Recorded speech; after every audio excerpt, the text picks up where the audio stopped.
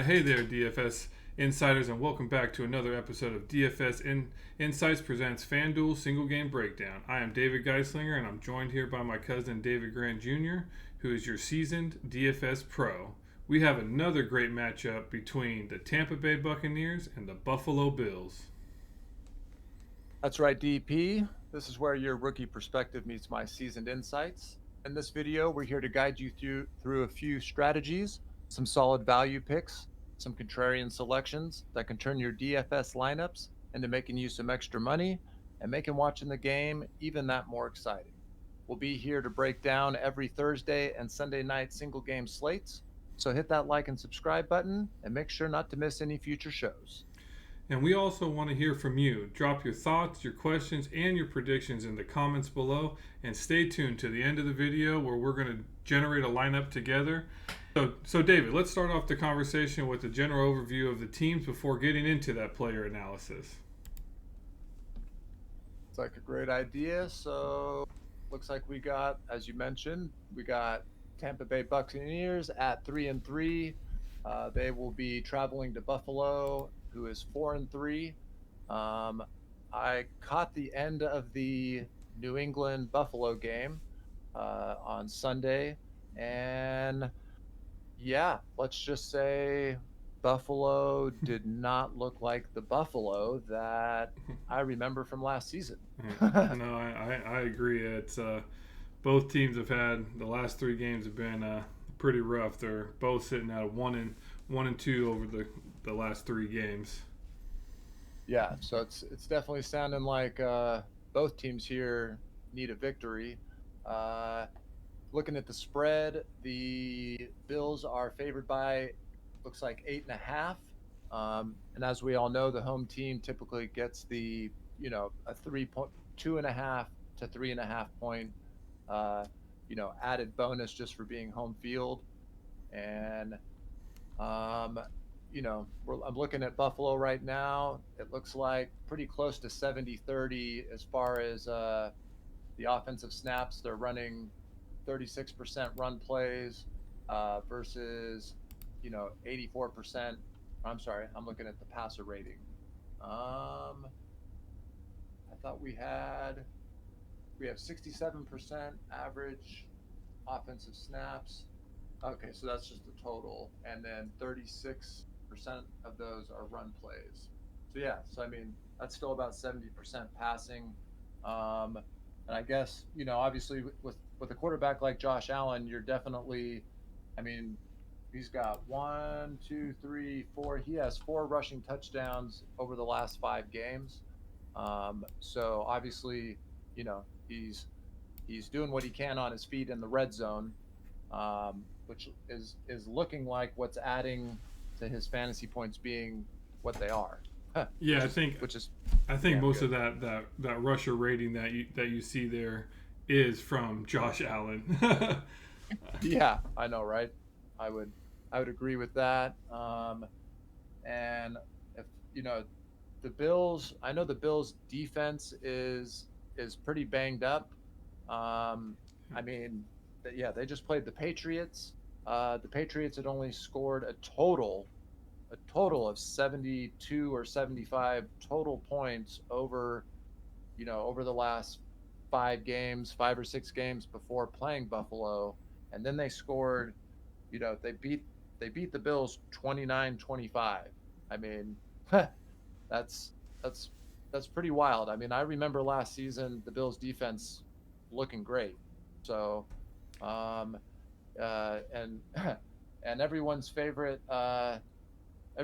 quarterback Baker Mayfield over in Tampa Bay. It looks like he's getting his 10th opportunity with another squad to prove he's a good quarterback. Are you a Baker Mayfield fan? Not no, not too much of a fan, but I don't think the Browns should have got rid of him for Deshaun Watson. But that's just my own personal opinion, and kind of seems like it's playing out right. Different game, but different team. But I think the Browns defense is what's really pulling them through. Uh, Yeah, that yeah. that offensive that team setup. So, But yeah, I mean, just looking overall at these stats, it looks clear that Buffalo is going to be in the top, the victorious in this matchup. I mean, I can definitely see why that spread is sitting at 8.5 points as of today. It started off, I believe, at about 7.5. But I mean, like you mentioned, the Patriots matchup and even the previous matchup, it just doesn't look like the offense of the Buffalo Bills from the previous year. So I'm a little skeptical with the Bills at this point, but I'm even more skeptical of Tampa. So with Baker Mayfield at the helm, I do believe Mike Evans. He's having a good season so far. I'm really going to be following closely that Godwin report to see if he's going to be playing, because it does see like Baker kind of focuses in on him. But yeah, just solely based on like looking at these ratings here, I believe Buffalo should easily take this one. Yeah, I agree. Especially being at home, this is a must win for them. I was just kind of looking over their home away splits, um, and of course, they considered one of the home games for them is the London game in Jacksonville, and the Buffalo. From what I hear, the Buffalo Bill fans are pretty upset about losing a home game and having to play over in London. Um, and they ended up losing that game to the Jaguars. Yeah. So, and hey, the Jags are legit. Jaguars are legit this year. So, um, you know, however, playing over in Europe instead of on your home turf definitely is going to make a big difference. No, no, I agree, Um, and that's y- kind of why why we're doing this breakdown is to provide you guys this information on how how we how we're kind of interpreting these ratings, and I don't know, I can't overstate it enough. Just solely based on these ratings, I see this kind of being a shootout with Buffalo ahead, but I have been wrong in the past. It is daily, DFS. So yep, no, I hear you on that. I don't, to be honest, I don't know what the over under is on this game, but I also see a put it this way, I won't be selecting either defenses. I'll be under the field to both of them. Whatever the potential ownership is on it, I can promise you I'll be under the field when making my lineups when it yeah, comes to but I that. believe the over under is. Let's just have a quick look here. Currently, it's sitting at 42 and a half. Okay, so yeah, 42 and a half. I take the over on that for sure. I mean, so both quarterbacks are banged up. I mean, I know Josh Allen isn't carrying, a designation, um, you know, but he did. I watched the game. I saw him favoring his shoulder, so that will be something just to keep in the back of your mind. He hurt his shoulder last week, so for all the game log trolls out there, that is what we're here for. Because right now, if you were just looking at the players, he doesn't have any type of designation. So you would assume if you didn't see the game last week that he's just good to go, but he was injured last week, and the same thing if you're just game log trolling and it looks like, oh, they were at home against the Jaguars. Well, no, they weren't. They were playing over in London. These are all important factors when creating your lineup, uh, paying attention to those details. If you're here to make some money, I don't know about you, but I'm trying to make some money at this. Oh, and I think everybody, our audience out there, and I know I'll just speak for myself. I'm trying to make money. Just to further expand on that spread, neither team has covered the spread the last Buffalo 3 games and Buccaneers twice. The last 2 games they have failed to cover the spread. Oh, okay, that's interesting, and I mean that would make sense since they're both coming, lost 2 of their last 3 games. Yeah. Um, So, And as let's. far as the over unders, it looks like Bills gone under twice, over once, and the Buccaneers have been under on all but one game this season. So I think you might Okay, be yeah. safe to assume that it might be a lower an My, under game for sure. so, well, that's an interesting perspective, and for me, that would tell me the kickers would be in play. Then I'm not really counting on the defense. I think with the Bills' defense being hurt, several of their players that the numbers and the ratings that we're reading are not congruent with what is the product that's on the field. No, So, yeah. Well, um, speaking of kickers, I think that's a good time to we can switch over here to start breaking down these players for our audience here and start showing them I guess the details and the fine details and combing over all possible selections that that we're going to have this week. So with that, I'll go ahead and switch it up here and show you guys. This is the 150K to first $9 entry, which we will be building our lineup in after we break down this player analysis. And with that, David, if you want to start off breaking down who you think your top you see as the top plays this week. yeah. Real quick, let's touch on our last video on Sunday Night Football. The lineup we made. Uh, did that make the money? Because I think it would have tripled your money just about, Yeah, if I'm not mistaken. yeah. I mean, it wasn't gonna maybe get you a gallon a tank of gas in California, but it at least at least almost tripled the money. Yeah. So about 25, So 26 bucks if I remember correctly. So it definitely was yeah, a winner. So yeah, yeah. So not bad for our first video, and in a great matchup. Between Miami and Philly. It was great to start off our first video with the lineup we making money. And again, we're putting it out here for all you guys. So make sure to again, hit that like and subscribe. This would be the time to do it. You're about to get a free lineup from I've been doing this for 10 years across multiple sports, and my cousin over here has been a diehard sports fan overall. And I mean, you have background in engineering and other things that translate well into this type of analysis. So, yeah, yeah, with that, let's go ahead and dive in. Uh, we got Josh Allen here at 17.5. Um, so if I think back to last night's game, Christian McCaffrey was 17.5. yeah, And yeah.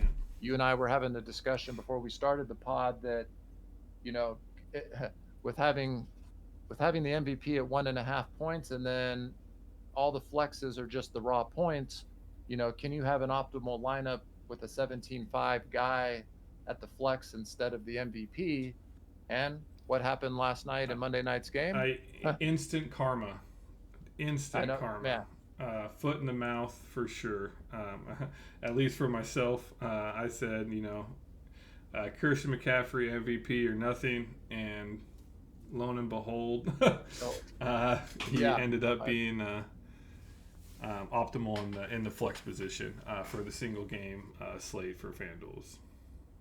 so we don't want to say nothing is off limits, but that is a different way to at least be a little more contrarian, and that is the type of lineup we're going to be building here, because we're entering it into the biggest contest. So when you're in a large GPP type of contest, then you got to have some type of low owned uh, contrarian lineup, or you're going to be tying with a whole bunch of people, and you're not going to make much money doing that. So, uh, Josh Allen to me is almost a lock at the MVP spot, strictly because not only does he throw the ball, but it seems to me when they're in the red zone, he's the one taking it in. He has 5 touchdowns over the last 6 games, rushing touchdowns. So, uh, between that and the throwing touchdowns, I mean, he's been on point, and he's going up against a defense that uh, you know, I haven't. I'll be honest, I haven't seen a whole lot of it. From what I have seen, it looked pretty good. But judging by the numbers, it looks like their secondary, or the back part of it is not, it's bottom half of the league. And So you're speaking about Tampa's about secondary. Tampa's correct, Tampa's correct. secondary. Okay. So then So with Allen, you're saying you're locking him in as MVP. so yep, I'll be over the field. Over the field. Okay. Over the field on his whatever his projective ownership is, count on me being over the field. And I'm going to look to make my difference by either leaving salary on the table, uh, or low owned player in the mix, or both of or all of the above. No, yeah, and I can definitely see that. I was kind of leaning that way as well. At least I'll have probably similar to you. Be Josh Allen will definitely be over the field and MVP, especially in single game entries and such like that. At least for me. But I was thinking maybe I might fade him at the MVP for just this matchup, because I think going over to Diggs here, I think having him in the MVP and then Josh Allen as a flex would be a pretty good combo, because I can see Diggs he's still going to be highly owned in the MVP, I believe. But yeah. I think he'll be lower owned than Josh Allen, just because, like you mentioned earlier, Josh Allen has that run potential. But Diggs is, to me, a beast right now. Yeah. Oh, for sure. I mean, looking at those targets over the last 3 games, I mean, 12, 16, 11. And, he's, yeah, almost every game he's getting over 100 yards. He's been over 100 yards every game but 2. His upside as of this year was against Miami, where he had 33 fantasy points. So, I always like to see what a player's ceiling is, what's his floor. And because when you're putting someone in the MVP spot, you're saying, for sure, this is the guy scoring the most fantasy points on the football field. Very important to get this selection correct. Yeah. And so, so that's who I would probably put as my MVP. But so continuing on with the analysis, who would you go to? I guess would be your top pay up players. Based on quite a bit of these players right now are looking pretty expensive, and so if you want to roster 1 or 2 of them, you're going to be looking at cheaper players to even just make a lineup. Yeah, I hear you on that. As I was doing some lineup building before the pod, I yeah, it's kind of tough. So if we're game scripting that if you're thinking the game might be a little ugly, it might be under that over under, because I mean, like you mentioned, the teams over the last multiple games have not been hitting the over on that. So if that's what we're thinking, I like Diggs at the MVP. I know we were trying to get into the high end guys, but that's Josh Allen, Diggs, Mike Evans, Baker Mayfield. If you're, all of those guys are obviously options at the MVP. Yeah, would you consider Baker Mayfield as? I mean, would you? I don't know. To me, that would be, out of those players you listed, I think I would substitute him. Okay, so if you're making 10 lineups, let's say you're making 10. Yeah. Then if you're making 10, I would have him at MVP in 1 or 2. So 20%, not too bad. Yeah, right in there. And it's just, he'll be low owned there, especially with him having questionable with his knee, even though all signs look like he's probably going to play. Yeah. Um, I did, like I mentioned on the last pod, when a guy has a designation next to him like that, he tends to go at least, uh, I don't care if it's 4%, 8%, he'll be lesser owned because of that next to his name. Mm-hmm. So it's just another small way that I like to take that guy to pivot away from what everybody else is going to be doing. And again, his ceiling would be, this year was 23 fantasy points against New Orleans. Um, I've been watching New Orleans. They've been uh, they've been I guess. I mean, they just got Kamara back. What, 2 games ago? Yeah. One or 2 games ago. I mean, that's a huge difference. Him in the lineup and him not. So it'll be interesting to see where they go from here. Okay. So your top, those would be your top plays, just kind of going down the salary there. And I mean, that makes sense. That's why they're priced as they are, because those will be um, obviously be the most projected, or I guess, yeah, projected points for them. Like I said, I think I was substitute Mayfield out for Godwin. Barring that injury report, definitely be keeping a very close eye on that. But I would like Godwin. I'll probably be going definitely over the field on him if he's available. I feel that he won't be limited in snap count. That's also huge. It is a neck injury, and wide receivers get hit pretty hard. So, yeah, we saw what happened with now. Christian McCaffrey is a beast. Uh, I thought for sure with his oblique tear that that he might see some limited snaps last night, and nope. I mean, not having Trent Williams is, I think, what did us in last night. I'm a big Niner fan. That was tough to watch, uh, and not having Trent Williams at the offensive tackle that really hindered, how big of a gap Christian had yeah, to work with. But these guys play. They're in the National Football League. These are amazing. Some of the top athletes in the world. So nice. Godwin, I I I do like that pick. I definitely would not. I wouldn't go any lower as far as the MVP than Godwin. I mean, I agree. your I agree with your that. only other maybe the kicker, if you game script that it's lower scoring. Mm-hmm. Maybe they're getting to the red zone but not you know going three and out. Who knows? Um, but Yeah. okay, All right. so What do you think about these running backs on each team? James Cook and Rashad White. Uh, I I'm not getting too many of them. I don't necessarily care in this game, at least, for the running game.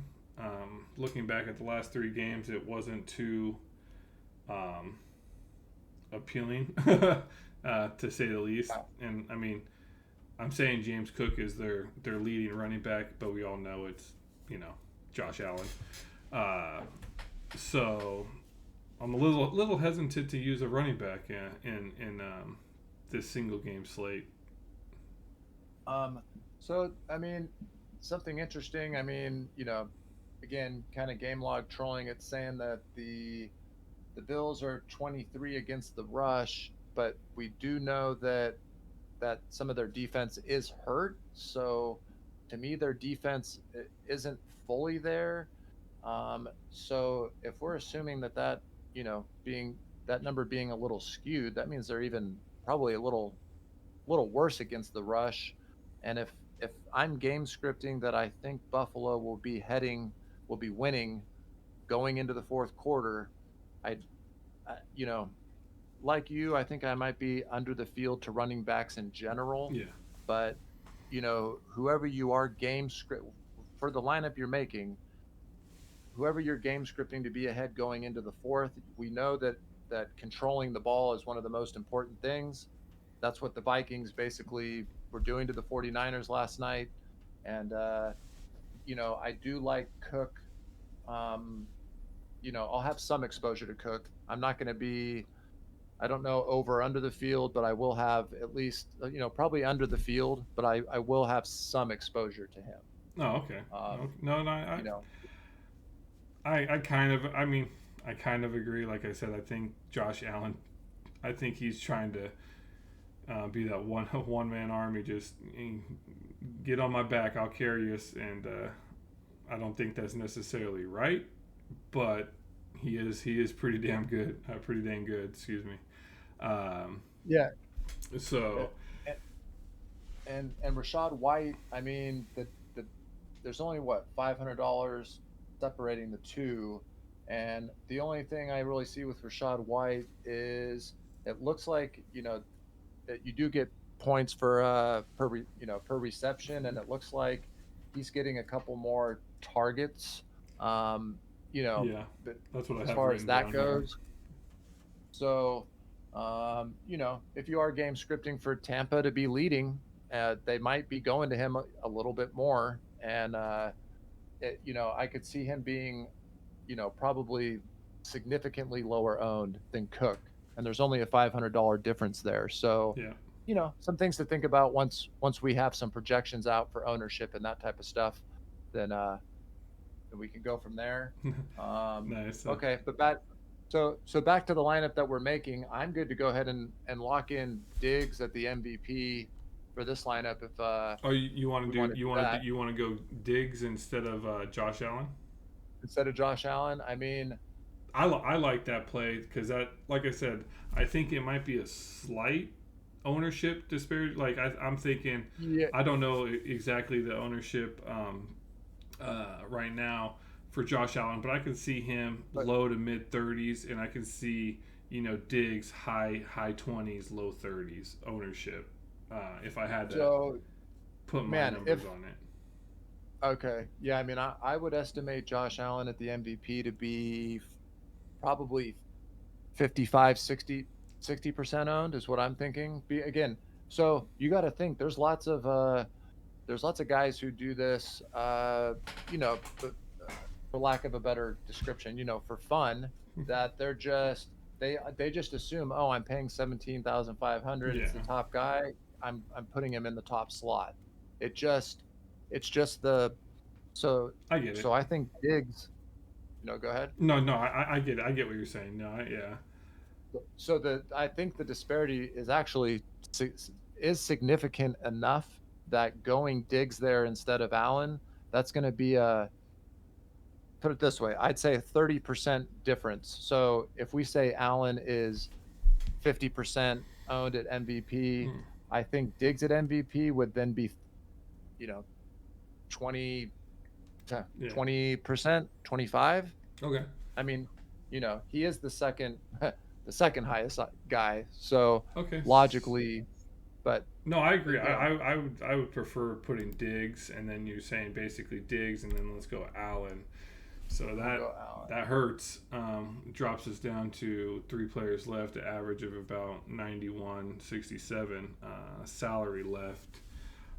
So that means we're kind of scrolling down here to the, those third wide receivers, tight ends, backup running backs. So looking at So these lower salary players, who do you see as that potential breakout? yeah, if we're taking a look down here, I mean, I know Kincaid at 7,500 is probably going to be the chalkiest I agree. lower owned there. I mean, it's, with Knox isn't going to play. So, yeah, with, you know, Kincaid is the is the obvious one. I think Otten will be lower owned. If trying to squeeze a Tampa Bay guy in there. Um, if if we are game scripting though that Diggs is at MVP and we're gonna go Josh Allen at the flex, it's gonna hurt the it's going to hurt the build, but going Cook, the running back of Buffalo, also makes sense because we're thinking low, kind of lower scoring. We're hoping that Diggs is the one that gets those receiving touchdowns, and we're hoping that Cook would be the one then, you know, running that fourth quarter, hopefully getting a touchdown at any point in the game. I mean, it's just, it's the game script that to Yeah, me would force that there. Now, that if you hurts. don't like that, No, that hurts. that drops us to Um, the last two players averaging a 7,500. And so if we're trying to save money, 1,500 or so, that even drops us further down to about that's true. 67.50 per person per player remaining, and I don't see anybody viable that low. Okay, so let me ask you this. So should we look at what Tampa Bay guy we want to get in first, since I feel like we might be doing a 4-1 Buffalo or 3-2 Buffalo uh, on here. So if that's the case, If I should we? if I had to pick, just kind of looking at it, I mean, and this, like I said, I hate to do this, and I'm narrowing in on one player. But if we threw, I would want a decent player from Tampa. I don't want to put. Yeah, I mean, the kicker, I could see them, going down, getting into the red zone, and then failing. I can see that. yeah, But if I had to pick with Bill's defense kind of banged up, I wouldn't mind throwing Godwin in here. He's 1,000 less than Cook, and then now we got 14.5 if we plan on leaving about a 1,500 left, and then we can throw in. We would have to throw in yet, maybe Kincaid or Latarius Murray might be a good if we want to go a running back. He is. yeah, I'd say he has that chance to vulture those goal line touches. I mean, if Allen doesn't get him, he's usually that power back. yeah. And he Yep, literally came out and says he's there for touchdowns. Like he's happy with that. He's happy with that role. Just 1 or 2 yards touchdown. So you're kind of yeah, at 7K. That's kind of what you're just hoping for. 2-3 yards and a touchdown. yeah, yep, for sure. So Well, if we played I around with think it, who do you see in these 7,000 range? Kincaid, so. Vaughn, Murray, Palmer, uh, I mean, as that yep. I potential. maybe before doing that, I like to try to, either go if I put in Buffalo's kicker. Uh, let's see, that's 65. If we went Tampa's kicker, because I mean, either one that leaves us 7. So, ah, yeah, that's tough. I mean, Kincaid's gonna be chalk, and uh, the Murray play does sound good because if we went Murray, and then if we go Murray, Kincaid, I think the Murray play will be low owned enough to, you know, again, it's a little chalky for my taste, but I could see it. Again, we're here to, we want this lineup to make the money. Yeah. Well, And what about seeing where we're at? We were discussing earlier. I mean, those tight ends. I believe Kincaid. Now that Knox he's doubtful, but doubtful is like I'd say 95% positive he's going to be out for the game. I think you mentioned he is having surgery today or tomorrow. yeah, So yeah, why I, he's not out is still is baffling to me. But Kincaid was already getting quite a bit of targets with Knox. He was sitting at the last 3 games. I think it was like 2, 0, and 8. And Knox was getting, looking at my notes here, yeah, 6, 6, and 3. So it does seem like Josh Allen's basically third receiver is a tight end. it, So yeah, going Kincaid here, I took out the Godwin right now. So we're sitting at oh, Diggs, MVP, Allen, Kincaid, and we got 10K per player left. which I think is pretty good. I think it's going to be. I think with Knox out, Kincaid will be chalky for sure. Um, but we just kind of got to separate ourselves a little bit more with these last two. Okay, and then don't forget we have to have one Tampa player. So if we did that, what about Cade Otton? He's low. He would give us quite a bit of salary. He is highly targeted by Mayfield. Yeah, It is a double sure. tight end run, so that I don't see a lot of people potentially going that route, because I guess the stigma behind tight ends, unless your obviously name is Kelsey or Andrews, or Kittle. Or yeah. I mean, Kittle did create the National Tight End Day that we did have Sunday. That's true. And then would you then say, maybe since we went two tight ends, throwing Godwin, we're only leaving 500 on the table, but I think with that double tight end, we might have kind of set ourselves apart there. Yeah, I think that, especially, yeah, I know we are leaving 500 on there, but this, again, game scripting with what we're doing, I like that. I know it's tough to get away from Godwin because, man, those targets are just insane. And I mean, I think you had mentioned, I mean, he doesn't even have a touchdown yet this season. That streak has to break. What is it? I think it's anywhere at 350, 400 yards, no touchdowns. And no touchdowns. Leads the NFL.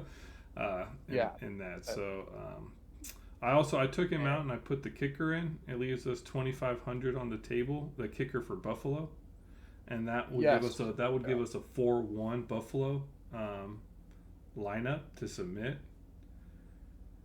So yes, I really that to me would be, I think, the most optimal.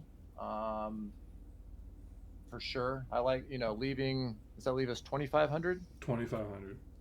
Yeah. So leaving that 2,500 on there is what is really setting this lineup more contrarian for sure. Yeah. I feel good about locking that in. And then just so that, any of the viewers out there, what I do like to do, since I like this lineup, and I can already picture 3 other lineups that just have a small change. So if you are making multiple lineups out there, just, look to make a small change if you can find a core group that you like. And that's all it takes, man. It just takes making that one extra move to put yourself there to be able to win. Yeah, you can already see that my one extra move would be switching out the kicker with Godwin and going to 3-2. With Godwin, yeah. And just playing that one in there, which I'll probably end up making. I'll probably definitely be making that lineup. Yeah. You and me both. I'll say that for sure. But yeah, I'll go ahead and enter this in. Recheck location. Good old California. I know, right? There we go. Yep, and hopefully we'll be starting off going 2 for 2. We made the money last week with the first lineup. I'm feeling really good about this one, and I don't see this one being duplicated too many times. So no, I agree. And so with that, thanks for tuning in. But we're gonna end it like we did our last show and going forward here. David, who do you project to be your highest fantasy point scorer, and then also your dollar, your bang for your buck player, basically your points per salary player, best value? Yeah. So I'm gonna go ahead. I'm gonna go. Surprise, surprise. I mean, yeah, this is tough. So I'm gonna have to go. I mean, Buffalo's they're due. They've lost 2 of their last 3. They're at home. Their home away splits have been interesting. They really need this win. And again, coming off a short week, I just can't imagine them losing another one. This is the Buffalo Bills we're talking about here. I know, and I hate to So, say that because I'm having flashbacks from Monday's night's game yeah, in that. So so I'm gonna go with, my main MVP play, you know, is is gonna be Josh Allen. I just don't see much. I don't get me wrong. I'll be making 15 to 20 lineups. I'll be having him at probably 70 to 80% MVP. got it. Just Okay. give you an idea. So somewhere in that range, and then I'll be mixing it up. I'll have some digs at MVP, um, and possibly, like I mentioned, Baker Mayfield in one, maybe two, but one for sure. um, and then as far as bang for your buck, uh, it's either going to be the kicker, either the kicker for Buffalo or Kincaid or Murray. I don't think you'll see me going much lower than Latavius Murray. For all you other people out there that throw in that what $5,000 player, counting on 2 injuries, and he's 1% owned, and he gets a touchdown and 3 catches, you should not do that. Yeah, I I get very upset it's when nice. It's nice when it works though. But yeah, no. So I do agree with Josh Allen, but I think Diggs is going to be my highest fantasy player. Um, and it sucks too because I think Diggs will be it, but I'm going to stick with Diggs. Diggs. I was thinking maybe switching it up, but no, I like Diggs. I'm going to stick with my initial thoughts on that one, and then I think my best value play, I think I might drop a little bit lower. I was going to say Kincaid, just based on kind of the tight end quarterback relationship with Josh Allen. But I'm going to give it to actually Tampa Bay. I'm going to go Trey Palmer. I believe he's sitting at about 6,500 or so. And he seems to be getting a decent target share. And hopefully he can, prove me right this game. I mean, So. it looks like they've played, the 3rd ranked defense, the 4th ranked defense, the 6th ranked defense. I mean, if you're basing it off of that, and now they're about to play the Bills, who, were arguably supposed to be a top 5 defense, but we know at the moment that's not the case. So, someone like a Trey Palmer will be low owned and could definitely be that low owned guy that hits and exceeds value. So Yeah. I like that. I like that play. And Well, and with that, just let us know what you guys think. Who's your top fantasy points player for this matchup, and also who do you think your best value player will be? Leave those comments, those predictions, any suggestions that you guys have down in the comments below, and we'll see you in the next episode.